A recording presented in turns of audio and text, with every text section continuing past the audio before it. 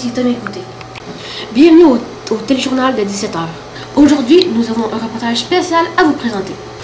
Pour la toute première fois, la commission scolaire des navigateurs a envoyé des élèves sur les territoires méconnus de tous, le Nunavut. Et oui, des élèves de 5e année de l'école Sainte-Marie ont eu la chance de vivre une classe neige de 2 semaines sur ce territoire canadien situé au nord-ouest du pays. Notre reporter, Léonie Dubé, est d'ailleurs sur place présentement. Elle s'est rendue sur ce froid territoire pour rencontrer les élèves qui en sont d'ailleurs déjà à leur dernière année de l'expérience. Bonsoir, Léonie.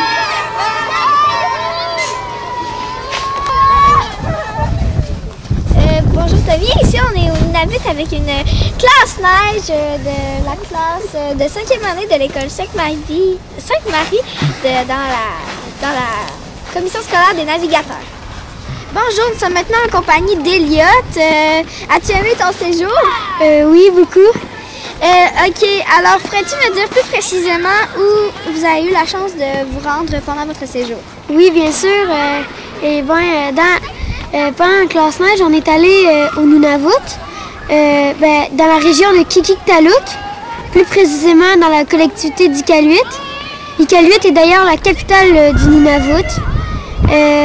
Là-bas, il faisait très froid, mais on a eu des coups de soleil parce que la neige, elle reflète le soleil. Alors, même s'il fait froid, enduisez-vous de crème solaire. Vous êtes travaillé dans la collectivité d'Iqaluit. Connaissez-vous d'autres collectivités? Oui, il y a par exemple Resolute, Arctic Bay ou Arriva. Combien y a-t-il de collectivités en tout dans le Nunavut? Il y en a 25. Et ces 25 collectivités sont réparties dans 3 grandes régions. Qikiqtaaluk, Kivalliq et Kitimeo. 25 collectivités, donc le Nunavut est un petit territoire. Oh non, au contraire, le Nunavut est énorme. Il couvre plus de 2 093 000 km². Quelle différence avez-vous remarqué au niveau de la température et du climat? Il y a par exemple que pendant un certain moment dans l'année, pendant 4 mois, le soleil ne se couche pas. Merci pour toutes ces précisions. Bonjour Marie-André, je crois que tu as appris des informations au niveau de l'histoire du Nunavut, n'est-ce pas?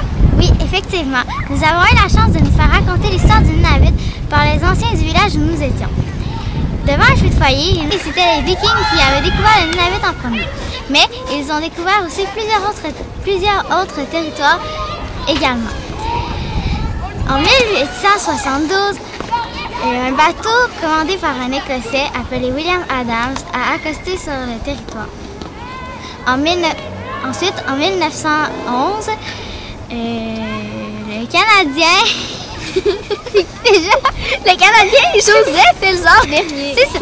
Le Canadien Joseph Elzar Bernier eut une mission donnée par le gouvernement canadien. Sa mission était de faire en sorte que le Nunavut soit un territoire qui appartienne aux Canadiens. La compagnie de la baie d'Hudson ouvra le commerce des fourrures en 1926. Elle ferma l'année d'après en 1927 pour réouvrir en 1933. La première école a été construite en 1959. Les immeubles se sont fait construire en 1960. Avant, il n'y avait pas d'immeubles. La première mine a été officiellement ouverte en 1976. Le nom Nunavut a été officiel le 1er avril 1999. Depuis ce jour seulement, le Nunavut est un territoire qui appartient au Canada. En 2011, un nouvel aéroport a été construit. Merci pour ces précisions. Maintenant que nous connaissons la géographie et l'histoire de ce territoire, pouvez-vous nous parler de sa population? William, savez-vous combien y a-t-il d'habitants au Nunavut? Oui, Léonie, il y a environ 34 000 habitants. Dans les 34 000 habitants, il y a 48 de femmes et 52 d'hommes. 34 000? Pourtant, Eliott nous a dit que ce territoire couvrait 2 millions de km². Oui, c'est vrai, mais il y a moins de personnes qui habitent au Nunavut que dans la ville de Lévis. Impressionnant! Que pouvez-vous nous dire d'autre sur ce territoire? Il y a 75% des personnes qui sont âgées entre 0 et 39 ans et 6% des autres personnes du Nunavut qui sont âgées de 60 ans et plus. Et les personnes du Nunavut parlent l'Inuktitut et anglais. Et c'est ça. Merci. Bonjour Frédéric. Pouvez-vous nous dire si vous avez remarqué des différences au niveau de l'alimentation des Nunavois? Leur alimentation et la nôtre se ressemblent assez. Mais par contre, j'ai vu des différences dans les prix de certains articles. Comme par exemple, un jus Tropicana de 2 litres coûte environ 26 $. Impressionnant!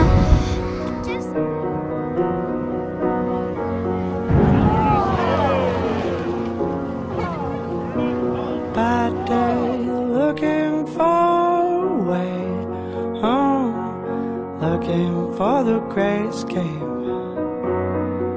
Gets in his car and drives her away, far from all the things that we are.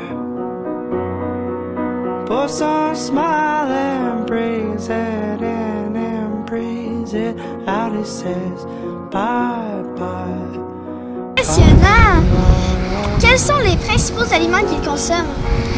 Eh bien, les principaux aliments sont le poisson, les animaux sauvages, ainsi que les petits fruits. Mais ça doit être les hommes qui chassent et pêchent.